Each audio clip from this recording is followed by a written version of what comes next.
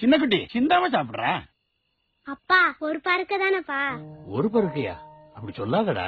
இந்த ஒரு பருக்க ஏதோ ஒரு ஊர்ல யாரோ ஒரு விவசாயி நிலத்துல நெல்லா இருந்திருக்கும். அதை அறுவடை பண்ணும்போது வயல்ல விழுந்திருக்கலாம்ல, இல்ல களத்துல அடிக்கும் போது சிதறி இருக்கலாம்ல. அதுல எல்லாம் தப்பிச்சு மூட்டையில ஏறி ரைஸ் மில்லுக்கு போயிருக்கும். அங்க அவிச்சு அரைச்சி புடைச்சி இதுலயும் தப்பிச்சு கடைசியில அரிசி ஆயிருக்கும். அந்த அரிசிய உங்க அம்மா கழுவும் போது நழுவாம, வடிக்கும் போது தெரிக்காம பதமா உனக்கு சோறாக்கி போட்டிருக்காங்க.